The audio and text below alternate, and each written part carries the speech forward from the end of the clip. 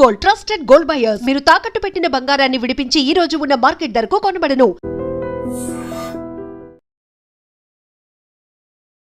నమస్తే, welcome to I Dream Talking Point with Kavitha.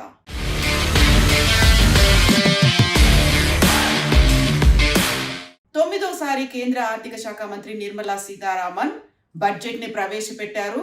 For the first time ఆదివారం రోజు ప్రవేశపెట్టినటువంటి ఈ బడ్జెట్ గంటన్నర సేపు కొనసాగింది. ఇందులో ప్రధానంగా వ్యక్తిగతంగా ఉన్నటువంటి ప్రజల కోసం కాకుండా టోటల్గా ఓవరాల్గా దేశవ్యాప్తంగా ఉండాల్సినటువంటి సమ్మిళిత అభివృద్ధి మీద ఫోకస్ పెట్టినట్టుగా కనిపిస్తోంది. అందులోనూ 6 ప్రధానమైనటువంటి అంశాల మీద ఫోకస్ పెట్టారు.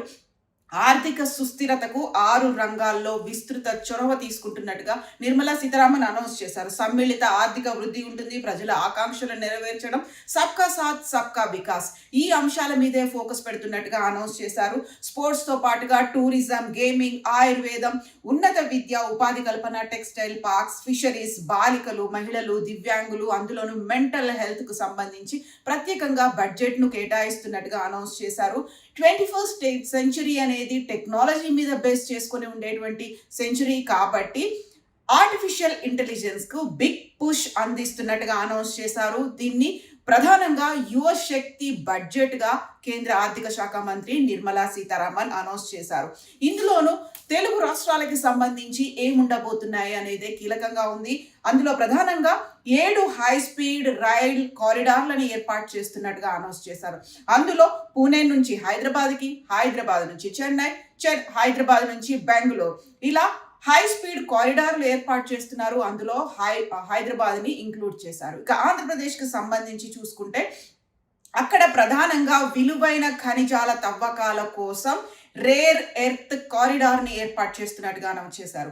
కేరళ, తమిళనాడు, ఒరిస్సా, ఏపీ, ఈ 4 రాష్ట్రాలను కలిపి రేర్ ఎర్త్ కారిడార్ని ఏర్పాటు చేస్తున్నట్టుగా అనౌన్స్ చేశారు.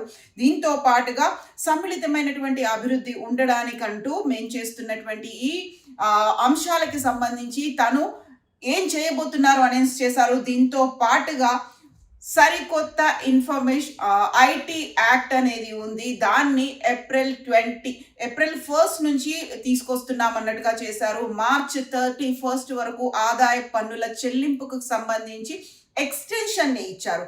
విదేశీ ఆస్తుల ప్రకటనకు 1 టైం స్కీమ్ ని ఇస్తున్నట్టుగా చేశారు.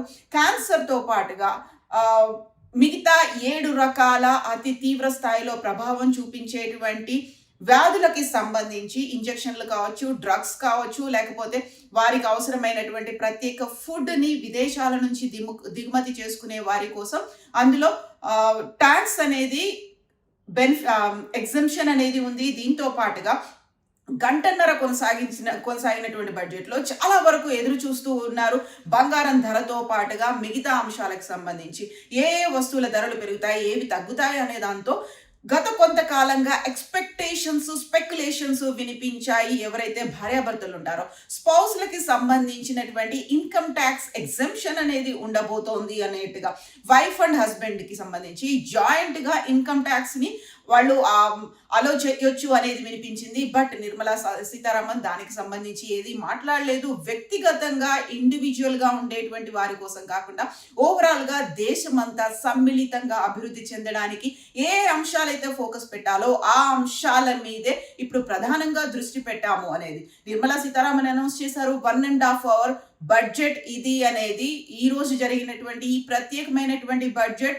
అందులోనూ స్పెషల్గా జరిగినటువంటి సండే రోజు ప్రారంభమైనటువంటి ఈ బడ్జెట్తో ఓవరాల్గా ఒక పాజిటివ్గా అయితే స్టాక్ మార్కెట్లకు సంబంధించి ట్రెండ్ కనిపించింది. 280 పాయింట్లకు పైగా స్టాక్ మార్కెట్ల లాభాలతో కొనసాగినటువంటి ఈ స్టాక్ మార్కెట్లు, సెన్సెక్స్ కావచ్చు, నిఫ్టీ కావచ్చు, ఒక్కసారిగా భారీ నష్టాల్లోకి వెళ్ళిపోయాయి.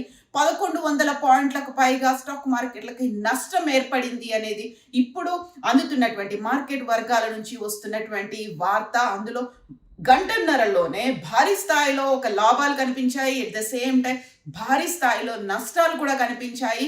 ఒక రకంగా అయితే విదేశాలకు సంబంధించి ఎన్ఆర్ఐలు భారతదేశంలో పెట్టేటువంటి పెట్టుబడుల్లో అందులో 5 ఏళ్లకు కూడా వాళ్ళు ఇన్కమ్ ట్యాక్స్ ని సబ్మిట్ చేయాల్సినటువంటి అవసరం లేదు. కొన్ని ఎగ్జంప్షన్స్ ఇచ్చారు. అందులోనూ ప్రధానంగా ఇక్కడ ఉన్నటువంటి ఉమెన్ ఆంటర్‌ప్రెన్యూర్స్ కోసం వాళ్ళు ఏం చేస్తున్నారు అనే దాంతో పాటుగా ప్రతి దేశవ్యాప్తంగా ఉన్నటువంటి ప్రతి జిల్లాలో కూడా బాలికలకు సంబంధించి ప్రత్యేక హాస్టల్స్ ని ఏర్పాటు చేస్తామని చెప్పారు. ఆ తర్వాత మౌంటైన్స్ లో కూడా అక్కడ ఉన్నటువంటి ఉత్తరాఖండ్, జమ్మూ కాశ్మీర్, హిమాచల్ ప్రదేశ్ ఈ ఏరియాల్లో హిల్ రైల్వే స్టేషన్స్ ని, హిల్ కారిడార్లను కూడా ఏర్పాటు చేస్తున్నట్టుగా అనౌన్స్ చేశారు. ఇక దేశవ్యాప్తంగా 10,000 మందికి పైగా టూరిస్ట్ గైడ్ల కోసం, అక్కడ టూరిజం మీద ఎక్కువ ఫోకస్ పెట్టబోతున్నాం కాబట్టి టూరిస్ట్ గైడ్లని 20,000 మంది టూరిస్ట్ గైడ్లని మేము ట్రైన్ చేస్తాము అనేది చెప్పారు. అలాగే వికలాంగుల కోసం సంబంధించి కూడా మేము ప్రత్యేకమైనటువంటి ఏర్పాట్లు తీసుకుంటున్నాం, దానికోసం కూడా బడ్జెట్ పెడుతున్నాం అని చెప్పినప్పటికీ కూడా ఓవరాల్ గా వ్యక్తిగతంగా ఎవరైతే ఉద్యోగస్తులు ఉన్నారో వారికి సంబంధించి కొన్ని ఊరట లభించేటువంటి అంశాలు ఉంటాయి అని ఎక్స్పెక్ట్ చేశారు. నిర్మలా సీతారామన్ నుంచి అలాంటి ఒక ప్రకటన వస్తుందని ఎక్స్పెక్ట్ చేసినప్పటికీ ఆ అంశాలు ఏవి ఇప్పటికీ ఫోకస్ కాలేదు. దీని మీద 1.5 hour దాంట్లో నిర్మలా సీతారామన్ ఎలాంటి అనౌన్స్మెంట్ చేయలేదు. సో 7% గ్రోత్ రేట్ తో భారతదేశం ముందుకెళ్తోంది అనేటువంటి మాటని చాలా క్లియర్ గా నిర్మలా సీతారామన్ చెప్పారు. అందులోని 2047 భారతదేశానికి స్వాతంత్రం వచ్చి 100 ఏళ్లు పూర్తవుతున్నటువంటి సందర్భంగా 2047 వరకు మేము ఏం చేయాలనుకుంటున్నాము అనేటువంటి లక్ష్యాల మీద ఫోకస్ చేసినటువంటి నిర్మలా సీతారామన్ అయితే ఒక పక్కన విపక్షాల నుంచి ఆందోళనలు, అరుపులు, నినాదాలు వినిపిస్తున్నప్పటికీ కూడా గంటన్నర సమయం తీసుకొని తన బడ్జెట్ ప్రసంగాన్ని 9వసారి కన్సిక్యూటివ్ గా నిర్మలా సీతారామన్ ప్రవేశపెట్టారు. ఈ రోజుకు ఉన్నటువంటి ప్రాముఖ్యతని, మాఘ పౌర్ణమి రోజు నేను బడ్జెట్ ప్రవేశపెడుతున్నాను, మంచి రోజు బడ్జెట్ ప్రవేశపెడుతున్నానని చెప్పినప్పటికీ కూడా వ్యక్తిగతంగా ఇండివిజువల్ గా ఉండేటువంటి బెనిఫిట్స్ దొరకలేదు అనేటువంటి వాదన మాటలైతే వినిపిస్తున్నాయి. ఇక ఫర్దర్ గా ఏవేవి ఎలా ఉండబోతున్నాయి అనే దానికి సంబంధించి మీకు కావాల్సినటువంటి వివరాలు ఏమైనా కావాలనుకుంటే వెబ్సైట్లలో అవైలబుల్ గా ఉంటాయి. పార్లమెంట్ సభ్యులకి వాటికి సంబంధించినటువంటి ప్రతిని కూడా అందజేశాము అంటూ స్పీకర్ ఓం బిర్లా అయితే అనౌన్స్ చేశారు. ఈ రోజు గంటన్నర సేపు బడ్జెట్ ప్రవేశపెట్టిన తర్వాత వాయిదా పడింది. తిరిగి సోమవారం రోజు మళ్ళీ కలుద్దాం, బడ్జెట్ కి సంబంధించి మాట్లాడుకుందాం అంటూ రేపటికైతే పార్లమెంట్ సమావేశాలు వాయిదా పడ్డాయి. నిజంగా ప్రస్తుతం ఉన్నటువంటి సమాజం దేనికి ప్రయారిటీ ఇస్తుంది? ఆర్థిక సంబంధాల చుట్టూ మాత్రమే తిరుగుతుంది. మళ్ళీ ఎన్నికలంగానే చాలా విరక్తి కలుగుతాను. మంచి అనిపిస్తుంది కదా, లేడీస్ కూడా ఛాలెంజింగ్ జాబ్స్ చేసినప్పుడు చాలా బాగుంటది. ట్రాఫిక్ అసిస్టెంట్స్ గా నియమించిన ట్రాన్స్జెండర్స్ అందరితో సాల్యూట్ చేయించుకుంటున్నారు. ఫుడ్ డెలివరీ ఇవ్వటానికి వెళ్ళినటువంటి డెలివరీ బాయ్ అనిల్ పై కళ్ళ ముందు